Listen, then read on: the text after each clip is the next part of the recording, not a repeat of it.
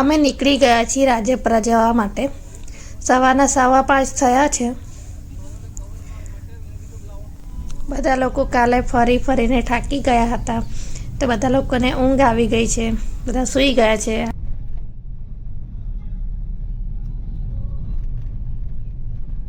બહારનું વાતાવરણ પણ બહુ જ મસ્ત હતું. ઝરમર વરસાદ આવી રહ્યો હતો.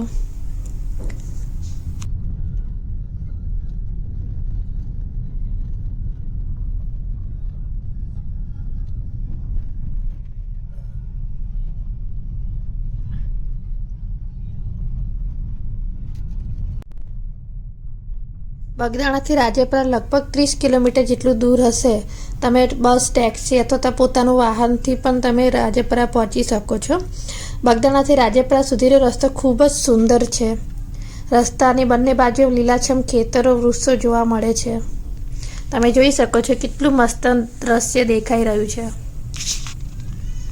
અને વાતાવરણ પણ ખૂબ જ મસ્ત લાગી રહ્યું હતું.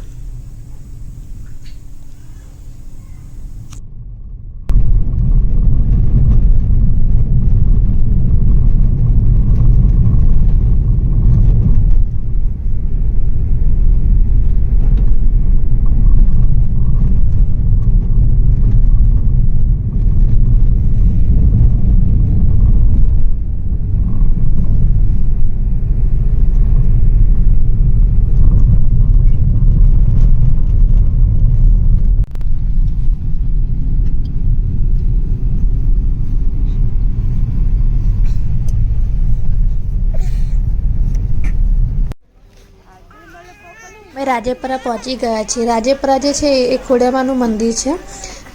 એ ટેકરી પર આવેલું છે, એટલે આજુબાજુમાં લીલાછમ તમને ડુંગરો અને કુદરતી દ્રશ્યો જોવા મળે છે.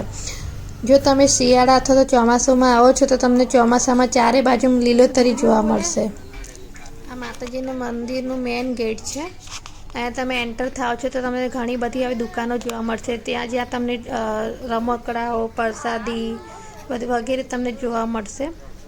તમે નાસ્તો કરવો હોય તો પણ તમને અહીંયા સ્ટોલો હોય છે, જ્યાં તમે ચા નાસ્તો પણ કરી શકો છો.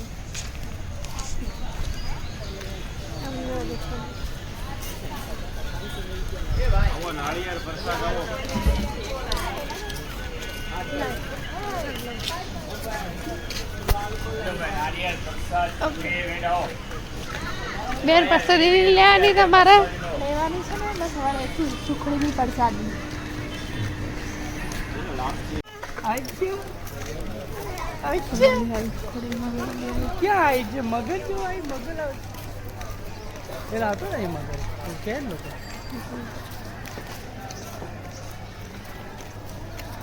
આ છે ખોડિયાર માતાનું મુખ્ય મંદિર, જ્યાં દર્શન કરવા માટે પૂનમે તમે આવો છો તો ભક્તોની લાંબી લાઈનો લાગે છે.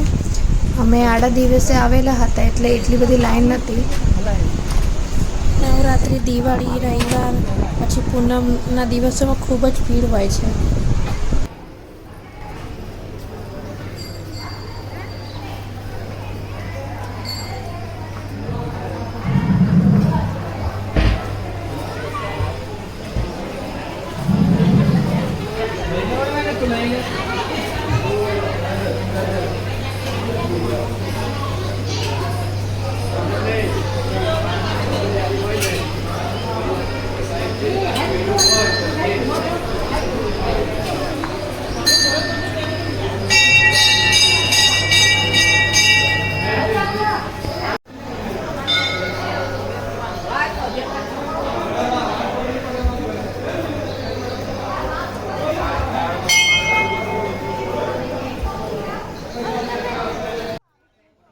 આ છે તાતણિયા ધરો, જે મંદિરની પાસે જ છે.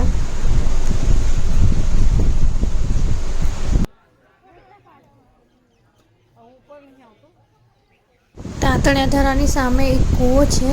એવું માનવામાં આવે છે આ કૂવામાં રૂપિયો નાખવાથી કોઈ પણ તમે વિશ માંગો છો તે વિશ પૂરી થાય છે.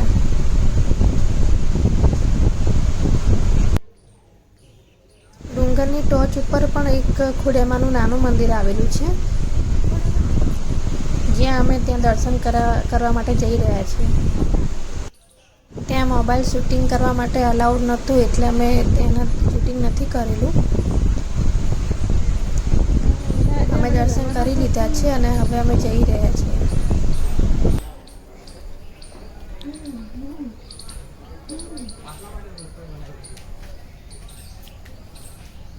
દેખાતું ક્યાં હતું?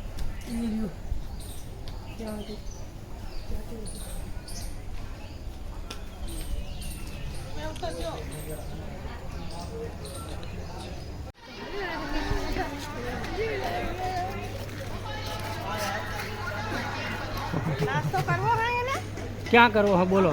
રાજપીપળા ખોડિયારમાંના દર્શન પણ થઈ ગયા છે અને હવે અમે જઈ રહ્યા છીએ અમદાવાદ તરફ.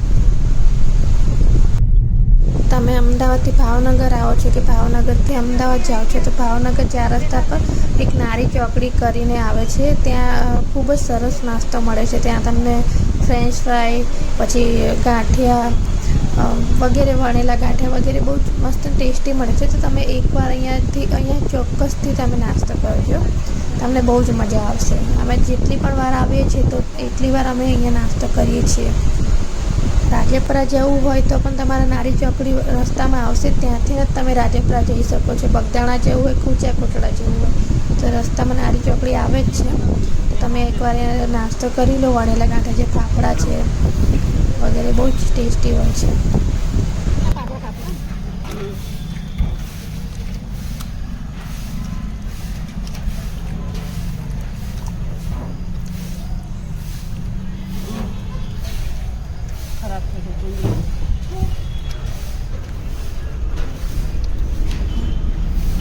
અમે ભાવનગરથી નીકળી ગયા છીએ અમદાવાદ જવા માટે.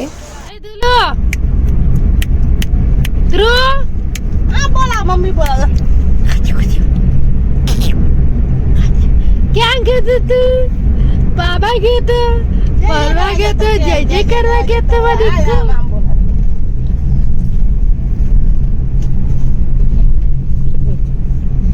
બોલો ને રમકડું ભગવાન તો મિત્રો આજ માટે આટલું જ. તો હવે આપણે મળીશું નેક્સ્ટ ટ્રીપમાં.